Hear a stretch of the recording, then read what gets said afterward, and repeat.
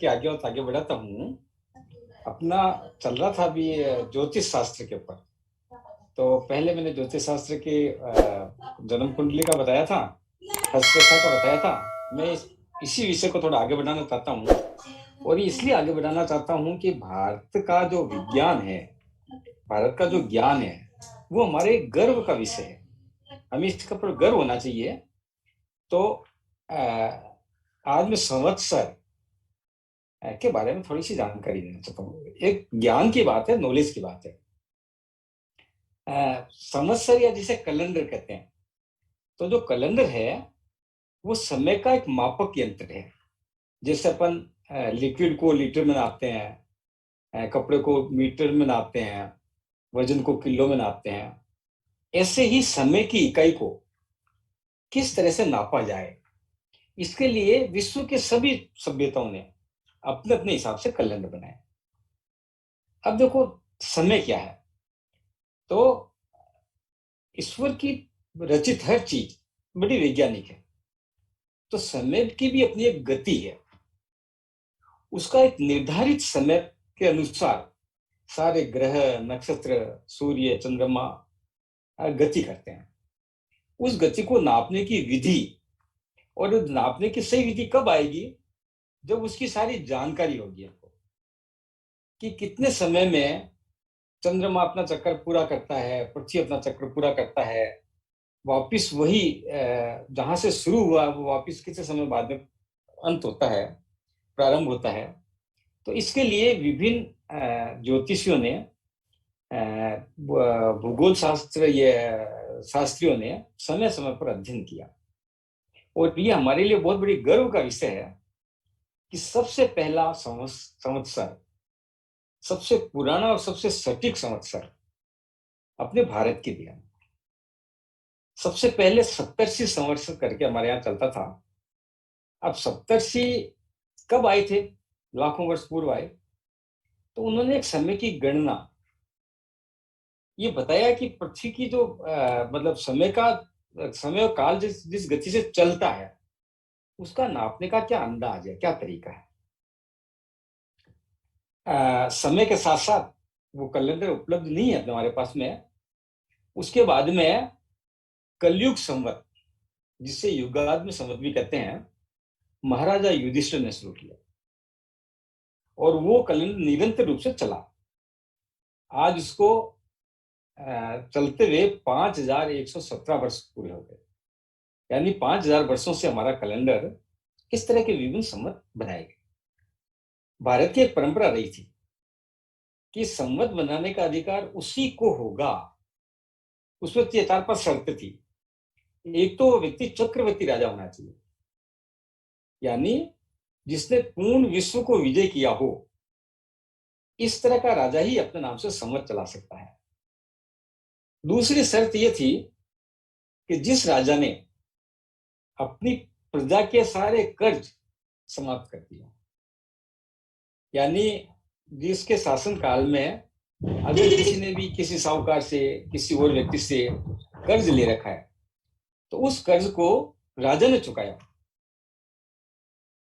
और दानी हो, तपस्वी हो, वीर हो, इस तरह का सारा रहता है।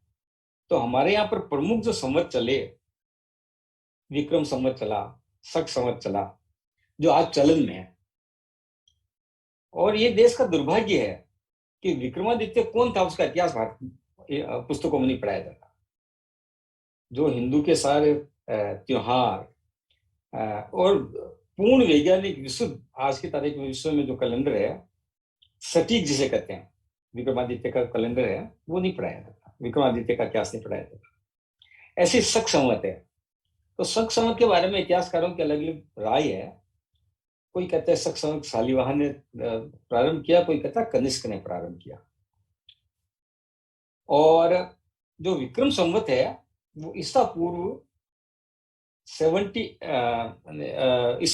57 साल, यानी अभी 2022 जो चल रहा है, तो 2022 में 57 और जोड़ दो तो 2069 बनेगा ना, 79, इतने ये पुराना है।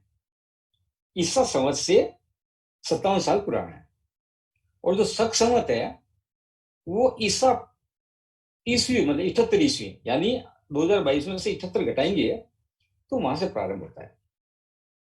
अब विश्व के अंदर जो बड़े बड़े कैलेंडर चले उसमें रोमन संवत है, हिब्रू संवत है, जूलियन संवत है, और वर्तमान में जो पूरे विश्व में चल रहा है, किन कारणों से चल रहा है एक अलग विषय है, वो ग्रेगोरियन कैलेंडर कहलाता है।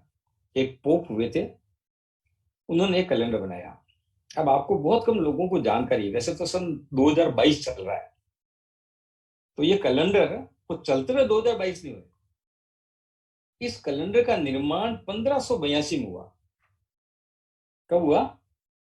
1582 में हुआ।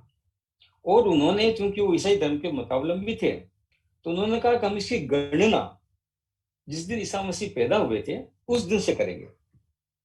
तो जिस दिन उन्होंने लागू किया उस दिन उन्होंने मान लिया कि 1582 वर्ष निकल गए ग्रेगोरियन कैलेंडर के। मतलब देखो ज्ञान की, 1582 चालू हुआ, मतलब बनाया कैलेंडर, काफी शुद्ध रूप बनाया। उसके पहले जैसे वो जूलियन कैलेंडर मानते थे, रोमन कैलेंडर मानते थे, उसमें 10 महीने होते थे, साल के तो 275 दिन मानते थे वो।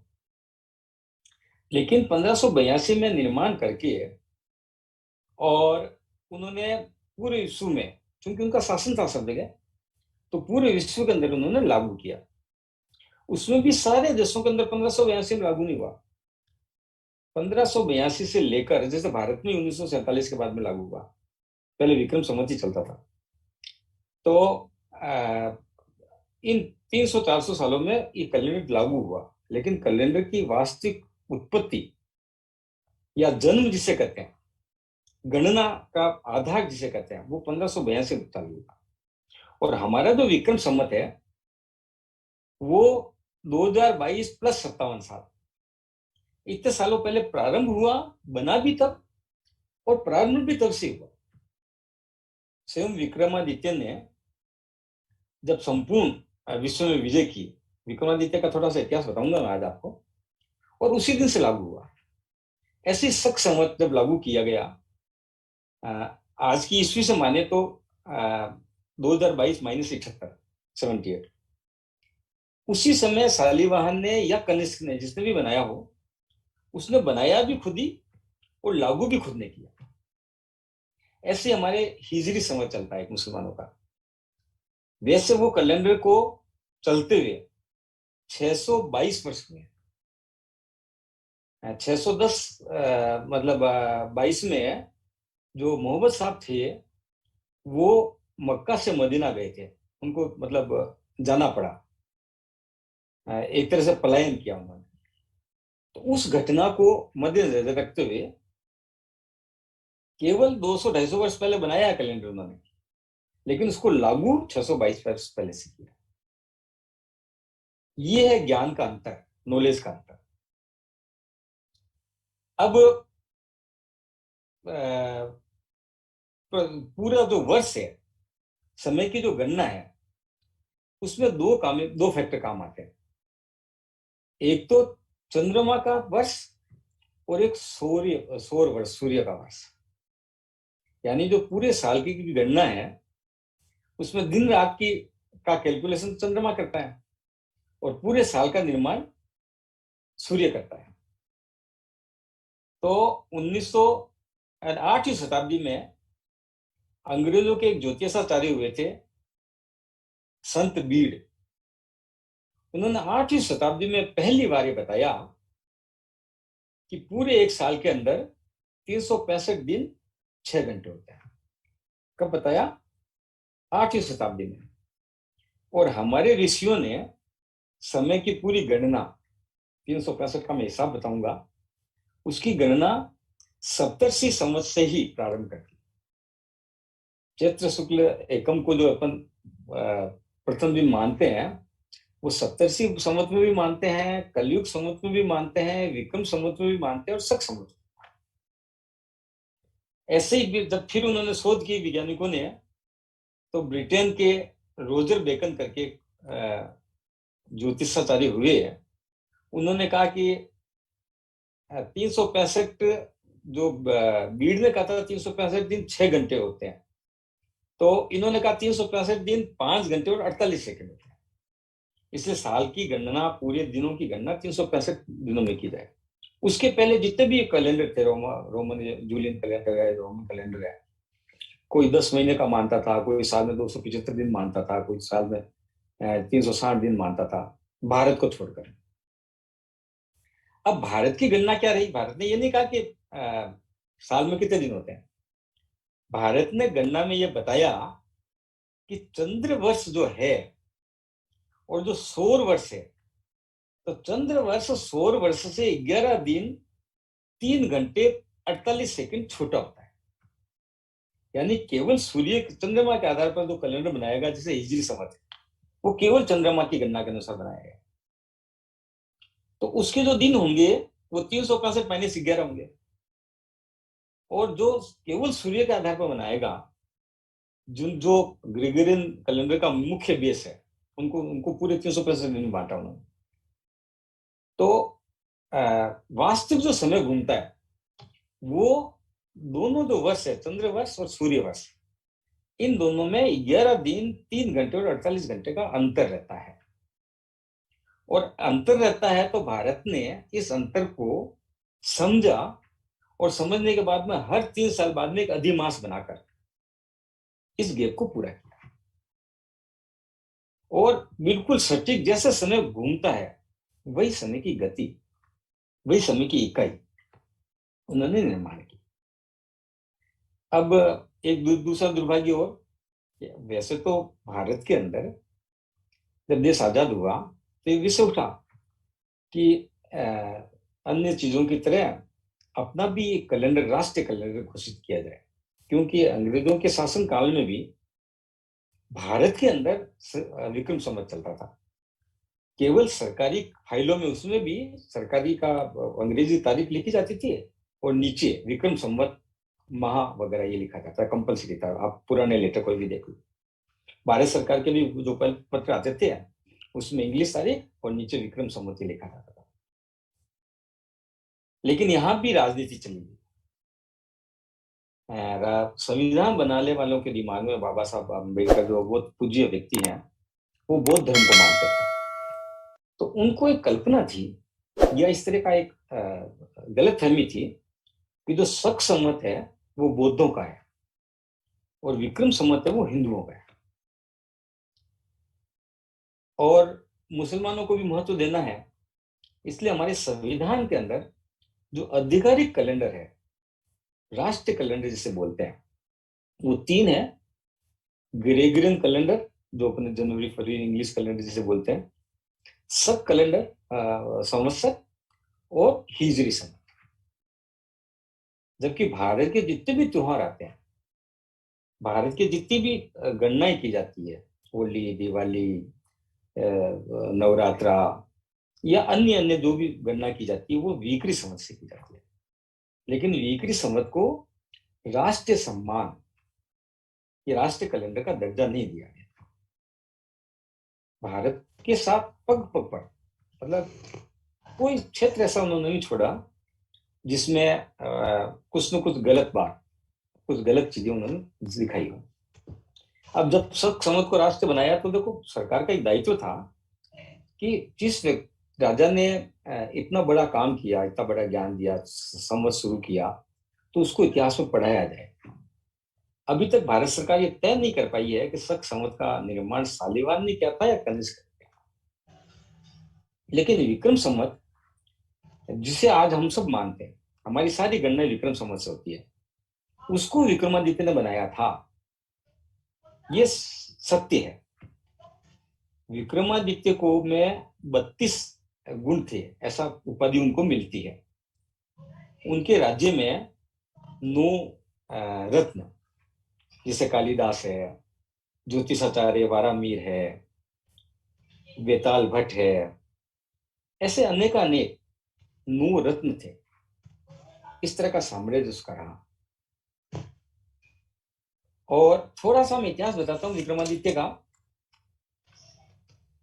भारत ने हमेशा संघर्ष किया है, और भारत ही नहीं, हर विश्व में, हर सभ्यता और संस्कृति में संघर्ष रहा है। कुछ संस्कृतियां उस संघर्ष में समाप्त हो गई, जैसे मिस्र की सभ्यता है, सीरिया आज पूरा इस्लाम राष्ट्र हो गया है, पहले दूसरा शासन था वहां पर। अमेरिका में रेड इंडियंस थे, वो आज खत्म हो गए, वैसा धर्म आ गया। लेकिन भारत का जो हिंदू धर्म है वो सदियों से संघर्ष करता रहा और अपनी संस्कृति को बचाए रखा उसने। तो मुगलों का उदय तो भी 622 से पहले हुआ था, मतलब मुगल साहब तो 622 ईस्वा पूर्व हुए थे, 622 साल हुए उनको, मतलब ईसा पूर्व मतलब 1400 साल हुए हैं। लेकिन उससे पहले हमारे यहाँ पर शक, हूण, कुषाण, इनके जबरदस्त आक्रमण, और जो गुप्त वंश चला था उसके बाद में खारवेल का शासक, उड़ीसा का शासक खारवेल, इसने लगभग पूरे देश पर शासन कर रखा था, पर उसका जब अंतिम शासन कमजोर हो गया तो शक और हूण ये बड़ी बर्बर जातियां थी, उन्होंने अपने जगह जगह छत्र स्थापित किए, छोटे छोटे राज्य स्थापित किए, और एक तरह से भारतीय मूल का राजा कोई नहीं रहा, मजबूत नहीं रहा। धीरे धीरे छोटे छोटे प्रांत बने, पर सुखद विषय ये था कि ये जो शक और हूण थे वो भगवान शिव को मानते थे, शिव मत के उपासक थे। तो विधर्मी नहीं करना चाहिए उनको, लेकिन उनका आगमन अफगानिस्तान की तरफ से, ईरान की तरफ से हुआ था। बहुत बर्बर जाति थी। इनका भी अगर पूर्व इतिहास देखा जाए तो राम जी के वंश में राजा सगर हुए थे, आपने नाम सुना होगा राजा सगर का सबने। तो राजा सगर ने इन सब बर्बर जातियों को, जंगली जातियों को खदेड़ा था, और जब इन सबको मारने के लिए उसने शस्त्र उठाया तो महर्षि वशिष्ठ ने इनकी रक्षा की। महर्षि वशिष्ठ ने कहा कि ये जंगली जाति है, बर्बर जाति है, ज्ञान का अभाव है, लेकिन हिंदू धर्म के सिद्धांतों को मानती है, इसलिए आप इनको निष्कासित कर दो, मृत्युदंड बन दो। तो ये सारे लोग वही अफगानिस्तान जो है हिंदू कुश पर्वत के उधर है, वहां जाकर बस गए थे। तो इस समय जब उनको मौका मिला तो इस कालखंड में वो लोग न भारत में आए, मथुरा तक, प्रयाग तक, यानी उड़ीसा तक उन्होंने छोटे छोटे राज्य स्थापित किए। उस समय सबसे बड़ा जो राजा था वो उज्जैन का राजा कहलाता था, और उज्जैन के अंदर राजा गंधर्व सेन, जिसको गद्दा भील भी कहते हैं, वो शासक था। लेकिन एक गलती उससे क्या हुई कि उसने एक जैन साध्वी, जिसका नाम सरस्वती साध्वी था, उससे उसने शादी करी। उस समय अभी भी जैन साधुओं से या किसी साध्वी से शादी करना अपराध माना जाता है। तो उसका बहुत भयंकर विरोध हुआ। तो उसके जो बड़े भाई थे कालकाचार्य, जब उन्होंने कहने से वो नहीं माना तो कालकाचार्य ने इन सकोर हुणों को से मदद मांगी। हिंदुस्तान का दुर्भाग्य है कि भारत हिंदू हिंदू भाई भाई लड़े तो बाहर के लोग आए, और उस समय धीरे धीरे सकोर हुणों का शासन हमारे देश के अंदर, मतलब निरंतर संघर्ष हमारा, हम कभी राक्षसों से संघर्ष किया, कभी कौरवों से लड़े, तो इस युग में हमने सकोर हुणों से लड़े। ये जो गरबा भील था, उसकी जो उसने शादी जो सरस्वती जी से की थी, तो प्रजा ने इनको एक तरह से गद्दे पदच्युत करके बाहर निकाल दिया। इसके दो पुत्र हुए। तो ये जो सरस्वती साध्वी थी वो अपने भाई के यहाँ जाकर उसने शरण ली वहां पर, और उस भाई ने, उसका नाम मैं आपको राजा वीर से, उस भाई ने इन दोनों बच्चों को पाला।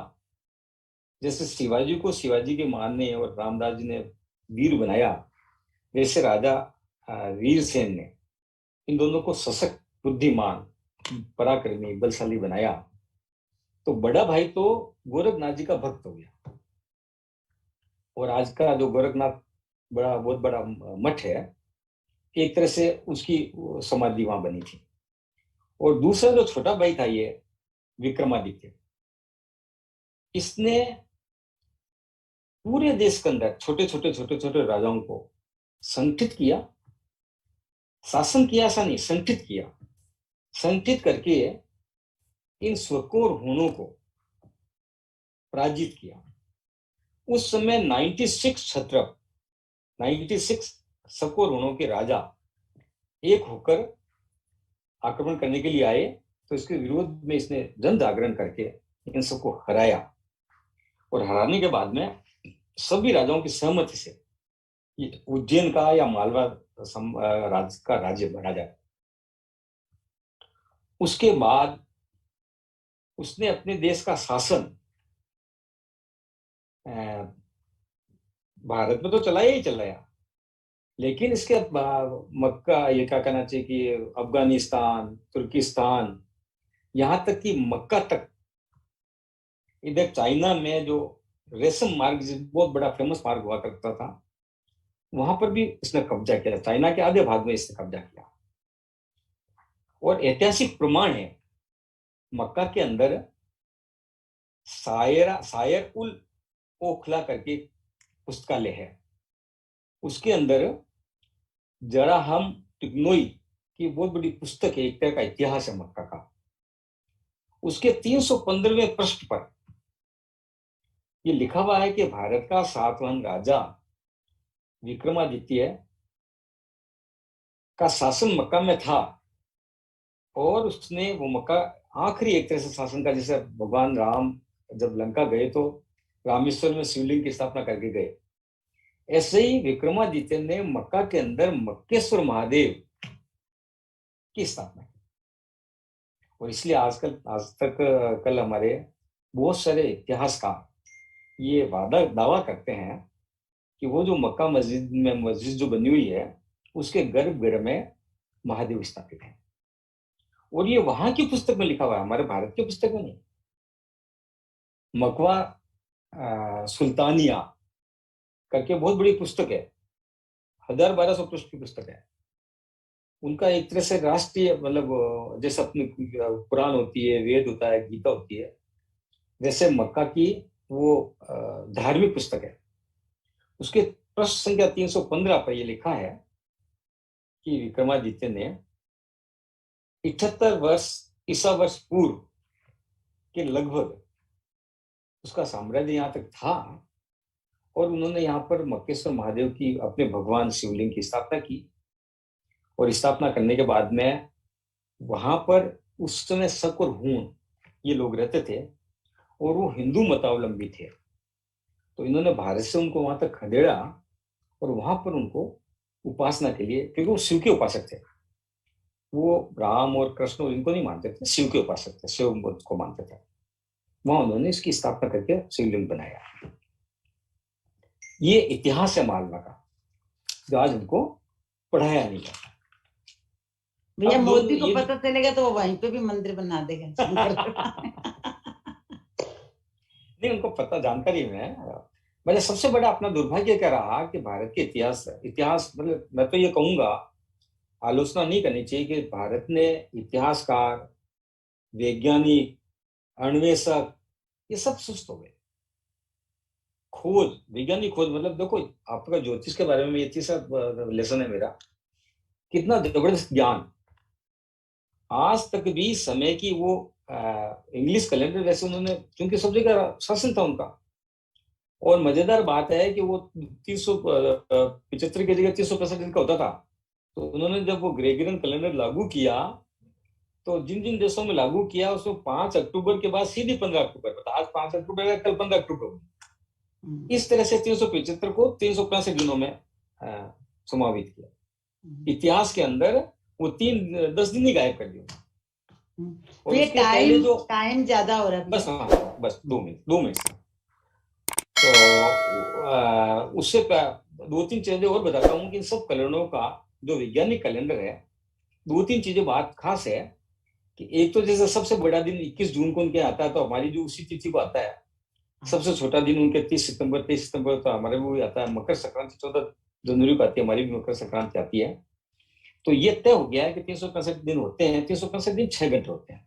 तो इसको हमारे वैज्ञानिकों ने किया, और विक्रम संवत हमारा एक्चुअल राष्ट्रीय संवत है, जो संविधान से मान्यता प्राप्त।